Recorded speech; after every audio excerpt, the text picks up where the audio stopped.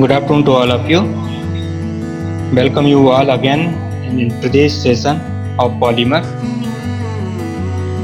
Yesterday we have already discussed about the definition of polymer, classification of the polymer. In today's session we will continue with the classification of the polymer. So in the classification of the polymer there are various type of classification, and first based on the interaction with the water. So in the interaction with the butter, there is a non-biodegradable hydrophobic polymer, e.g. polyvinyl chloride, soluble polymer, HPMC, PEC, hydrogel, polyvinyl pyridine. Second classification based on the polymerization method, addition polymer and alkane. इसका example है alkane polymer, condensation polymer, second है condensation polymer, polystyrene and polyamide. Third is the based on the polymerisation mechanism, chain polymerisation and step growth polymerisation. Next classification is based on the chemical structure, in which first one is the activated CC polymer, inorganic polymer और natural polymer. Next classification is the based on occurrence या source. तो natural polymer, protein, keratin, albumin, cellulose और synthetic polymer, polyester, polyamide. Next classification is based on the biostability, in which first one is the biodegradable polymer and the second is the non-biodegradable polymer. Next classification is based on the composition, homopolymer and copolymer.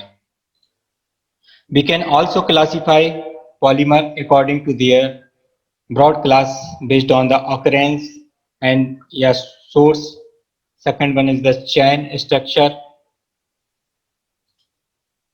and chemical composition according to backbone or based upon the molecular forces. Now we will discuss one by one based on the occurrence या source of the polymer. तो first one is the natural polymers.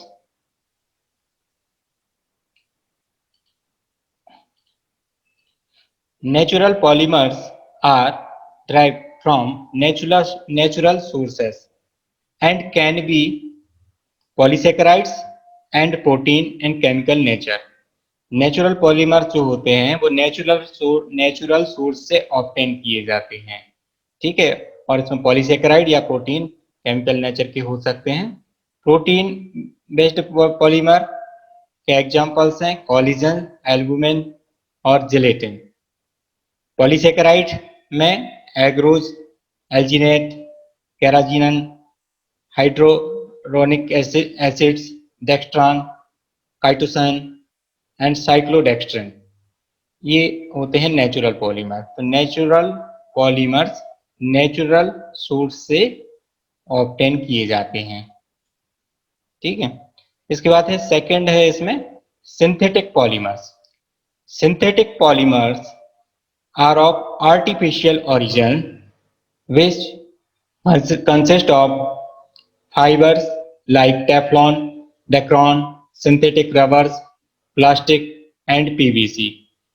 तो synthetic polymer artificial origin होते हैं या उनको synthesise किया जाता है लैब में, ठीक है. तो इनके कुछ एग्जांपल्स भी हैं.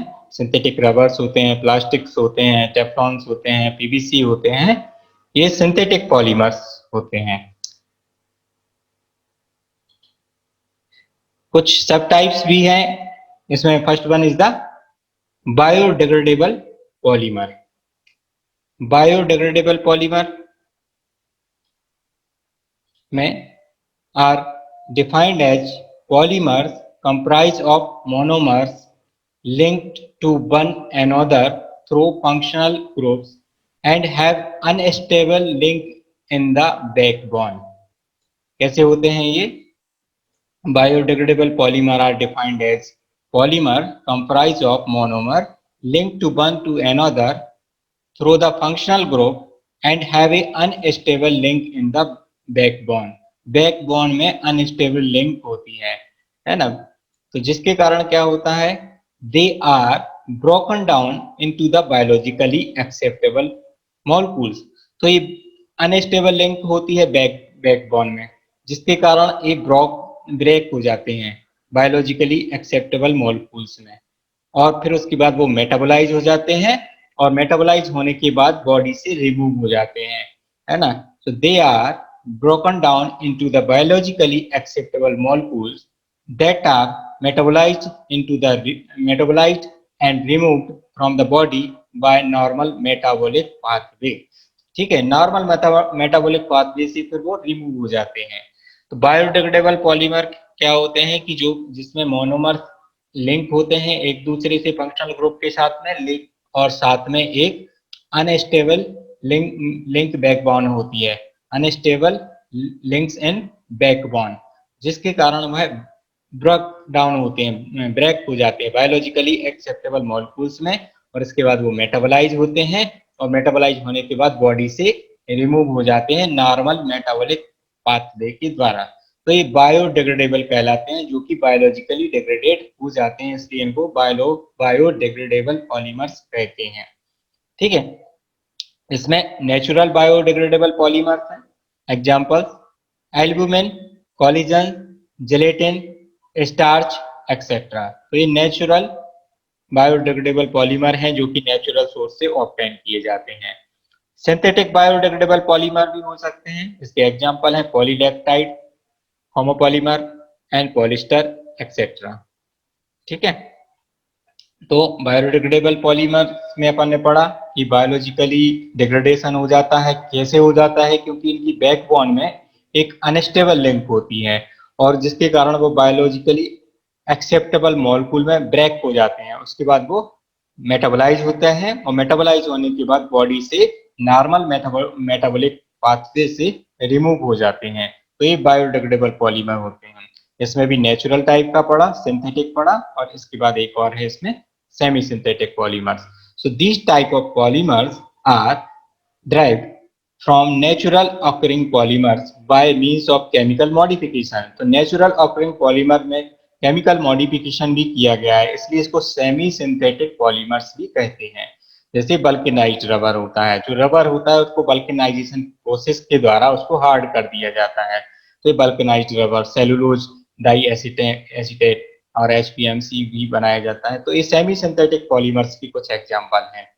ठीक है, इसके बाद नॉन बायोडिग्रेडेबल पॉलीमर्स, इसमें फर्स्ट है सेलुलोज डेरिवेटिव। इसका एग्जांपल है carboxy methyl cellulose, ethyl cellulose, cellulose acetate, propionate, hydroxy propyl methyl cellulose, HPMC को शॉर्ट में उसमें कहते हैं, फुल फॉर्म है हाइड्रोक्सी प्रोपाइल मिथाइल सेलुलोज। ठीक है, तो ये सेलुलोज डेरिवेटिव होते हैं नॉन बायोडिग्रेडेबल पॉलीमर। सिलिकॉन्स भी होते हैं, polydimethylsiloxane, colloidal silica, ये सिलिकॉन्स बेस्ड होते हैं। और acrylic polymer, polymethacrylates, polymethyl methacrylate, polyhydroxyethyl methacrylate, ये एक्राइलिक पॉलीमर्स होते हैं। अदर्स में polyvinyl pyrrolidine, ethyl vinyl acetate, poloxamers, ये कुछ एग्जांपल्स हैं नॉन बायोडिग्रेडेबल पॉलीमर्स के। अब second classification is based on the chain structure, based on chain structure के ऊपर बेस्ड है। इजीली आप इसको रिमेंबर कर सकते हैं, जैसे चेन में दिखाया गया है। जैसे first one is the linear polymer. Linear polymer, molecules from long chains without branches, molecules from long chain without branches। ये लॉन्ग चेन है, इसमें कोई ब्रांच नहीं है, इसलिए इसको क्या कहते हैं? Linear polymer. molecules from long chain without branches, ऐसे पॉलीमर जिनमें कोई ब्रांच नहीं है उसको लीनियर पॉलीमर्स कहते हैं। ठीक है, और next is the branched polymer molecules having branch point that connect three or more segments। ऐसे मॉलिक्यूल्स, ऐसे पॉलीमर जिसमें ब्रांचेज होती हैं और कम से कम 3 या 3 से ज्यादा उसमें सेगमेंट कनेक्ट रहते हैं, ठीक है, तो ये कहलाते हैं आपके ब्रांच्ड पॉलीमर। कौन से पॉलीमर? ब्रांच्ड पॉलीमर कहलाते हैं, ठीक है। एक मिनट, 1 मिनट।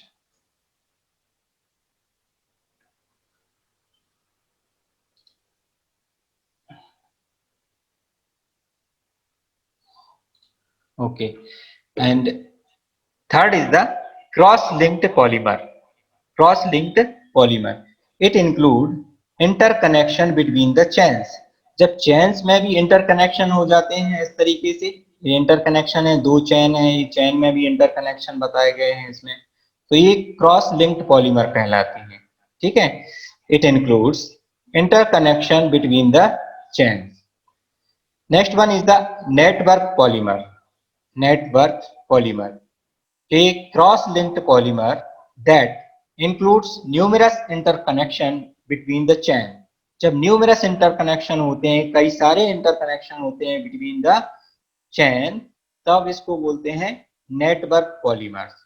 तो based on the chemical structure अपन ने यहाँ पे डिस्कस किया, उसमें फर्स्ट था अपना लीनियर पॉलीमर। लीनियर पॉलीमर कौन से होते हैं? Molecules from a long chain without branch, ऐसे मॉलिक्यूल्स जिसमें लंबी चेन होती है लेकिन इसमें कोई ब्रांच नहीं होती है, तब इसको बोलते हैं linear polymer. Branched polymer molecules having branch point that connect 3 और मोर सेगमेंट्स, जिसमें 3 या 3 से ज्यादा इस तरीके के सेगमेंट्स होते हैं, तो वो कहते हैं उसको अपन branched polymer. Cross linked polymer, it include interconnection between the chain, है ना, इंटरकनेक्शन होते हैं जब इसमें बिटवीन द चेन, तब इसको बोलते हैं क्रॉस लिंक्ड पॉलीमर। उसके बाद है network polymer, a cross linked polymer that include numerous interconnection between the chain. जब क्रॉस लिंक्ड पॉलीमर में कई सारे इंटरकनेक्शन होते हैं, उसको बोलते हैं अपन नेटवर्क पॉलीमर।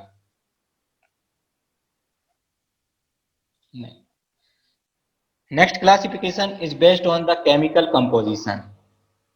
इसमें पहला है होमोपॉलीमर और सेकंड है कोपॉलीमर, ठीक है। होमोपॉलीमर और copolymer. homopolymers are synthesized from a single type of monomer। homopolymer are synthesized from single type of monomer। जैसे होमो मतलब एक जैसा, है ना, होमोपॉलीमर, होमो मतलब एक जैसे मोनोमर, है ना। तो जब होमोपॉलीमर्स में एक जैसे मोनोमर्स होते हैं, है ना, ये देखो होमोपॉलीमर का एक यहाँ पे डायग्राम, इसमें एक जैसे मोनोमर्स हैं, तो इसको बोलते हैं अपन homopolymer. homopolymers are synthesized from a single type of monomers। homopolymers are consist of chain with identical bonding linkage to each monomer unit। identical bonding linkage भी होती है और identical monomers भी होते हैं, तो ये homopolymers कहलाते हैं, ठीक है। इसके बाद नेक्स्ट है इसमें copolymer. Copolymer when two or more different monomers together to polymerize, their result is called the copolymer। ठीक है, जब दो या अधिक मोनोमर, अधिक टाइप का डिफरेंट मोनोमर, जब दो या अधिक डिफरेंट टाइप के मोनोमर मिलकर पॉलीमराइजेशन के द्वारा पॉलीमर्स बनते हैं, वो कोपॉलीमर कहलाते हैं, ठीक है। This process is called copolymerization. Polymer बनने की प्रोसेस तो पॉलीमराइजेशन थी, और कोपॉलीमर बनने की प्रोसेस कोपॉलीमराइजेशन कहलाती है, ठीक है। जब when two or more different monomers together to polymerize, their result is called the copolymer, है ना। ये कोपॉलीमर है, कोपॉलीमर में ये डिफरेंट मोनोमर यहाँ पे अटैच है, ये मोनोमर एक अलग टाइप का है, ये अलग टाइप का है, ये अलग टाइप का, तो इस तरीके डिफरेंट मोनोमर जब मिलते हैं तो वो कोपॉलीमर कहलाते हैं, ठीक है। और इस प्रोसेस को अपन क्या कहते हैं? Copolymerization. Type of copolymer, random, alternative, block, ठीक है, और ग्राफ्ट। तो रैंडम, रैंडम में ये देखेंगे कहीं भी कोई भी अटैच हो रहा है ना। जैसे ये आपका यहाँ पे मोनोमर, ये डिफरेंट टाइप का मोनोमर है, इसमें कोई सीक्वेंस नहीं है, यहाँ पे 4 हैं, 4 हैं, है ना, यहाँ पे 2 हैं, यहाँ पे इस कलर के 2 हो गए, तो ये रैंडम है, रैंडमली कहीं भी कोई भी टाइप का मोनोमर अटैच है, तो ये रैंडम मोनो कहलाते हैं, रैंडम कोपॉलीमर कहलाते हैं, ठीक है। इसके बाद है ब्लॉक कोपॉलीमर। एक ब्लॉक यहाँ पे इस कलर का हो गया, एक टाइप का मोनोमर का है, एक ब्लॉक आपका दूसरी टाइप का हो गया, तो ये ब्लॉक कोपॉलीमर्स कहलाते हैं। अल्टरनेटिव कोपॉलीमर्स में एक अलग, एक छोड़ के एक अल्टरनेटिव, इस तरीके से मोनोमर अटैच रहते हैं, बाद एक फिर मतलब सीक्वेंस होती है इस तरीके की, अल्टरनेटिव कहलाते हैं, ठीक है। ये ग्राफ टाइप पॉलीमर का एक बनाया गया है यहाँ पे एग्जांपल, ठीक है। और भी कई सारे के टाइप के होते हैं, अपने 4 इसमें जो है 4 का डायग्राम इसमें से ले लेंगे, ठीक है। तो अपन ने होमोपॉलीमर पढ़ा, उसमें होमोपॉलीमर में एक ही टाइप की, सिंगल टाइप के मोनोमर अटैच होते हैं, होमोपॉलीमर कहलाते हैं। और जब डिफरेंट डिफरेंट टाइप के मोनोमर अटैच रहते हैं तो ये कोपॉलीमर कहलाते हैं।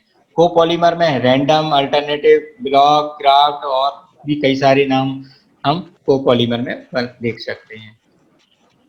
इसके बाद है नेक्स्ट है इसमें based on backbone, polymer with the carbon chain backbone. इसमें पॉली इथाइल बैकबोन कैसी है, कार्बन चेन है या हेटेरो चेन बैकबोन है ना। तो कार्बन चेन बैकबोन भी हो सकती है और हेटेरो चेन बैकबोन भी हो सकती है। इस बैकबोन के अकॉर्डिंग अपन पॉलीमर का क्लासिफिकेशन कर सकते हैं। जैसे पॉली इथाइलिन एक कार्बन चेन बैकबोन का एग्जाम्पल है, poly ethylene, poly propylene, poly vinyl chloride, poly acrylamide, poly vinyl alcohol. तो ये polymer with the carbon chain backbone. और polymer with heterochain backbone, heterochain का मीनिंग है यहाँ पे कि carbon plus other element in the backbone, carbon के साथ में कुछ और एलिमेंट भी साथ में बैकबोन कहलाते हैं। जब सिर्फ कार्बन सीसी चेन होती है तो ये कहलाएगा कार्बन चेन बैकबोन, है ना। और कार्बन प्लस अदर एलिमेंट है तो वो हेट्रोचेन बैकबोन कहलाएगा। जैसे poly ethylene oxide, poly propylene oxide, cellulose, amylose, ये कुछ एग्जाम्पल हैं polymer with heterochain backbone. Next classification is based upon molecular forces, molecular forces. तो इसमें first one is the thermoplastic polymer, thermoplastic polymer. Some polymer are softened on and can be converted into any shape that they can retain on cooling। जो thermoplastic type के polymer होते हैं उनको वो soft हो जाते हैं जब अपन उनको हीट कर देते हैं, और can be converted into the any shape, और उनको फिर किसी भी शेप में अपन कन्वर्ट कर सकते हैं, ठीक है। और वो उस शेप को रिटेन करके रखते हैं जब अपन उसको कूल कर देते हैं।